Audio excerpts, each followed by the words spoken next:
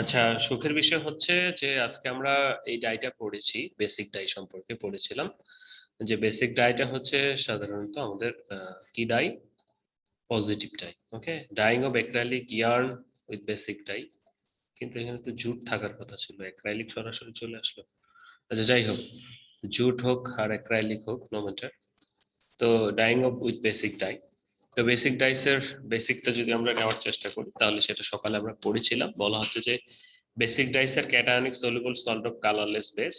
তো আগে সল্টে পরিণত করতে হয়, তারপর কালার অ্যাপিয়ার হয়। বেসিক ডাইসের applied to substrate with the anionic character where electrostatic attraction are formed. Electrostatic attraction বলতে প্লাস মাইনাস, অর্থাৎ this salt linkage. Basic dyes are not used on cotton as the structure neither planar or not large sufficient substantivity to affinity. কটনে সাধারণত apply করা হয় না, তবে সকালে আমরা দেখেছি মডার্নিং এর মাধ্যমে কটনে অ্যাপ্লাই করা যায়। So basic dyes are called cationic dyes because their chromophore in basic dye molecule contain a positive charge. We know about it, they are containing positive charge. The basic dye react with the basic side of isoelectric points. So basic dyes are salts, usually chlorides, in which dye step is basic or positive radical. We know about it. Basic dyes are powerful coloring agents, যেহেতু tinctorial value বেশি। It's applied to wool, silk, cotton, modified acrylic fiber, etc. So it is suitable for acrylic fibers. It reacts with the acidic groups or moderns with chemical react complex and chromophore and from insoluble color to the fiber. It has good fastness properties on acrylic fiber. তো acrylic fibre আমরা তো চিনি নাকি, অ্যাক্রাইলোনাইট্রিল থেকে তৈরি করা হয়। 85% এর বেশি অ্যাক্রাইলোনাইট্রিল সেখান থেকে। তো to dye the acrylic yarn, to know about the basic dye step, how to know it works, কিভাবে কাজ করে এবং রেসিপি এবং একই সাথে এটার প্রসেস কার্ভ সম্পর্কে আমরা জানবো। ফার্স্ট অফ অল অ্যাপারেটস কি কি থাকবে? Beakers, glass rod, pipette, measuring cylinder, digital balance, sample dyeing machine, dyeing pot and thermometer. We know about it. Recipe, first of all dye step 1% on the weight of the fabric. আমাদের যদি 5 গ্রাম fabric হয় তাহলে সেটা অনুসারে 1% calculate করে নিব। Then we need acetic acid 1 milli per liter and sodium acetate 2 gram per liter. Temperature 90 থেকে 95, অর্থাৎ boil degree centigrade.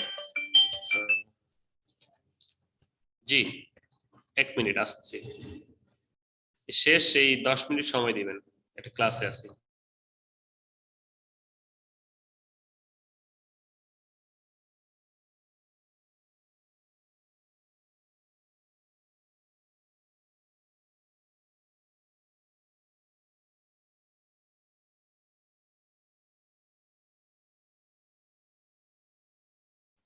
Okay, temperature, time and material to liquid ratio 1:30, 1:10, 1:20, যেটা আমরা নিয়ে থাকি বা নেই।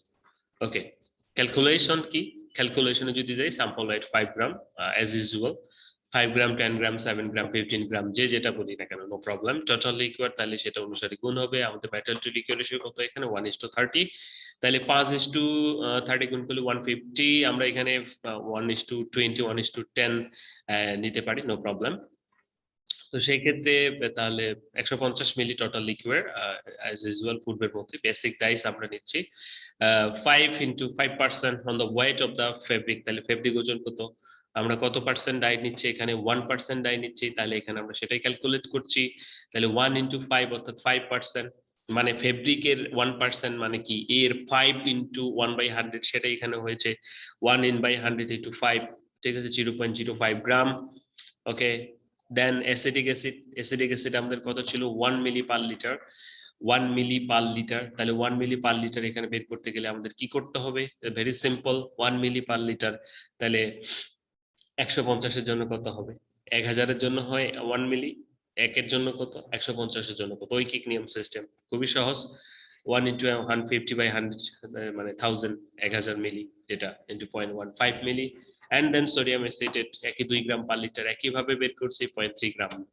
ওকে, এখন কোশ্চেন হচ্ছে যে এখানে যে 5 গ্রাম স্যাম্পল ওয়েট কেটে নিতে পারবো, এখানে যে টোটাল লিকুইড 150 মিলি মেপে নিতে পারবো, বেসিক ডাই 0.05 গ্রাম সেটা মেপে নিতে আমাদের একটু কষ্ট হবে। সেই জন্য আমরা একটা স্টক সলিউশন করতে পারি, 1% স্টক সলিউশন করতে পারি। যদি 1% স্টক সলিউশন করে থাকি তাহলে আমাদের কি হবে? 100 মিলিতে ডিজলভ হবে 1 মিলি, মানে 100 মিলিতে ডিজলভ হবে 1 গ্রাম, তাহলে প্রতি মিলিতে ডিজলভ হবে 1/100। এটা লেখা যাচ্ছে না কেন? তাহলে 1/100, তাহলে টোটাল এখানে কত হবে? 0.01। তাহলে 0.01 গ্রাম হচ্ছে। তাহলে এখন যদি 0.01 গ্রাম হয়, তাহলে আমার এখানে 0.1 গ্রাম, আমার এখানে লাগবে কত? 0.05 গ্রাম। তাহলে এটাকে ভাগ দাও, 0.05 কে ভাগ দাও কত দিয়ে? 0.01 প্রতি মিলিতে যত আছে, তাহলে কত হবে? 5। আমরা যদি 0.01 কে 5 দিয়ে গুণ দেই, 0.1 কে গুণ দেই 5 দিয়ে, তাহলে কত বেরোবে? কত বেরোবে? 0.05 বেরোবে না? তাহলে এটার সাথে মিলে কিনা? তাহলে আমরা কি করব?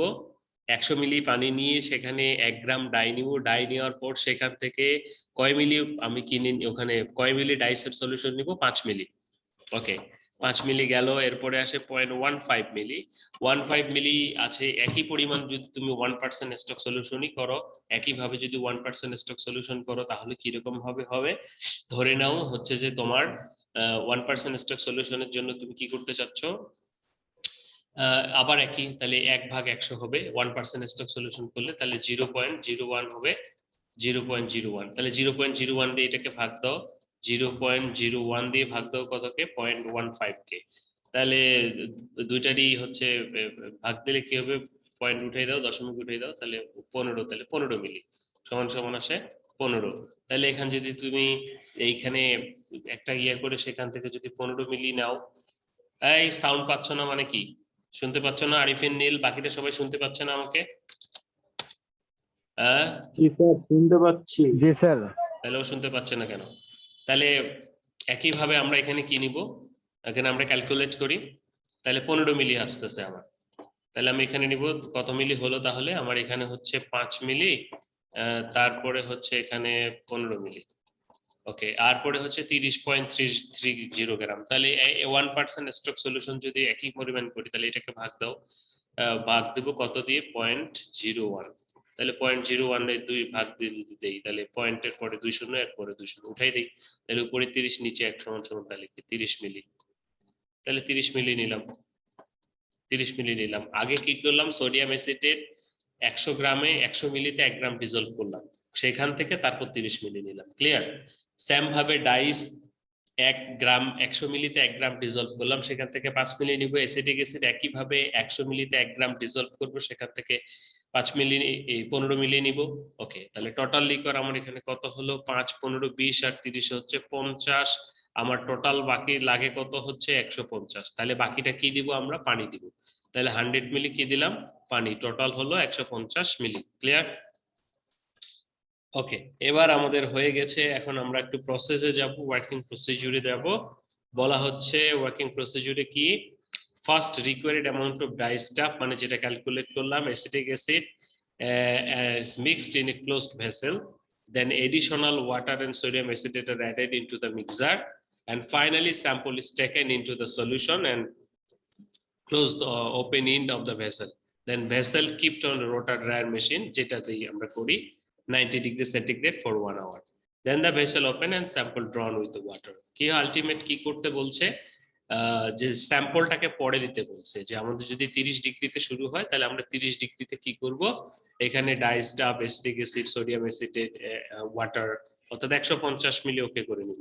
150 মিলি ওকে করে নিয়ে 10-15 মিনিট চালাবো, ওটাকে মিক্স করব। চালানোর পর সেখানে স্যাম্পলটা অ্যাড করব। স্যাম্পলটা অ্যাড করার পর আবার 10-15 মিনিট চালাবো, তাহলে স্যাম্পলটার ভিতরে ডাইটা ভালো মতো। এরপরে হচ্ছে স্যাম্পলটাকে কত টেম্পারেচারে উঠাবো? 90 ডিগ্রি টেম্পারেচার। যদি 40 ডিগ্রি সেন্টিগ্রেড হয়, 40 থেকে 90 পার্থক্য হচ্ছে 50 ডিগ্রি সেন্টিগ্রেড, তাহলে প্রতি সেন্টিগ্রেডে হচ্ছে 2 ডিগ্রি সেন্টিগ্রেড পার্থক্য তার নামতেছে। ঠিক আছে? তাহলে আমার আমি 2 ডিগ্রি করে হলে 25 মিনিট লাগবে এখানে 90-তে উঠতে। তাহলে এখানে হচ্ছে আমার মনে করো এখানে প্রথমে 10 মিনিট গুলিয়েছো সবগুলো কেমিক্যাল, ফেব্রিক দেওয়ার পর আরো 10 মিনিট গুলিয়েছো। ওকে, 20 মিনিট গেল। এরপরে হচ্ছে তুমি 40 থেকে 90-তে উঠিয়েছো, এখানে মনে করো তাহলে তোমার লাগতেছে 25 মিনিট। এরপর 90-তে তুমি চালাচ্ছ কতক্ষণ? 1 ঘন্টা চালাচ্ছ। তাহলে 90-তে 1 ঘন্টা চালালে এখানে তোমার আসতেছে কত মিনিট? 60 মিনিট। ওকে, এরপরে তুমি 90 থেকে টেম্পারেচার নামাচ্ছ 50-এ, তাহলে 90 থেকে 50-এ পার্থক্য হলো 40 degree centigrade. 2 degree per minute যদি তুমি নামাও, তাহলে এখানে আসতেছে কয় মিনিট? 20 মিনিট। তাহলে এখানে তোমার নামতেছে 20 মিনিট। এরপরে তুমি কি করলে, এটা হলো ডাইং গেল। এরপরে কি করবা তুমি, এটাকে আবার ওয়াশ দিবা, কোল্ড রিন্স। কোল্ড রিন্স 40-এর 10-15 মিনিট দেওয়া হয় পানি দিয়ে, তারপর দেওয়া হয় হট রিন্স। হট রিন্সে কি দেওয়া হয়, আবার 90 বা 80-তে বা 85-তে 80-তে মনে করো 5 থেকে 15 মিনিট সোপ সলিউশন সহ রিন্স দেওয়া হয়। তাতে করে কি হয়, এক্সট্রা যে ডাইটা আছে সেটা চলে যায়, এবং যদি নিউট্রাল না থাকে তাহলে নিউট্রাল করে নিতে হয়। ওকে ওকে, তাহলে এই হলো কথা। তারপরে হচ্ছে প্রিকুয়েশন কি, to sample should be keeped uniformly to the mixer, otherwise non uniform dyeing will do, and amount of chemical and water must be included. Chemical must mixed with the water very well. This is very common precaution for all. Okay, এই ছিল আমাদের full process dyeing with basic dye. তাহলে আমরা কি করছি, simply খুবই সহজ আজকের এই আমাদের যে এক্সপেরিমেন্টটা, সেটা হচ্ছে আপনাদের অ্যাক্রাইলিক ফাইবার বা ইয়ান আগে 5 গ্রাম আমরা কেটে নিচ্ছি, কেটে নেওয়ার পর এরপর আমরা সেটার অনুপাতে ডাই মেপে নিচ্ছি, অ্যাসিটিক অ্যাসিড মেপে নিচ্ছি, সোডিয়াম অ্যাসিটেট মেপে নিচ্ছি, টেম্পারেচার মেপে নিচ্ছি। তারপর মেপে নিয়ে আমরা সেটা ইয়েতে ডাইং করছি। ডাইং করার সময় এখানে প্রথমে আমরা আগে কেমিক্যাল গুলো গুলিয়ে নিচ্ছি, কেমিক্যাল গুলো গুলিয়ে নেওয়ার পর আমরা সেখানে হচ্ছে যে আমাদের যে স্যাম্পল গুলি রয়েছে, স্যাম্পলটা দিচ্ছে, সেটা দিয়ে গুলিয়ে চালানোর পর আমরা সেটা 90 ডিগ্রিতে 1 ঘন্টা চালাচ্ছি। তারপর দেন ওয়াটার রিন্স, কোল্ড রিন্স, দেন হট রিন্স করে না স্যাম্পলটাকে নামিয়ে নিচ্ছি। ঠিক আছে, এই হচ্ছে কথা। আর কিছু সেখানে নেই, যেহেতু অ্যাসিটিক অ্যাসিড ইউজ করছি, তাহলে পিএইচ কত হবে বুঝতেই পারছো, নিয়ার 4 থেকে 5 বা লাইক। আর কিছু নেই। So thank you for today's experiment, and very short এক্সপেরিমেন্টের জন্য।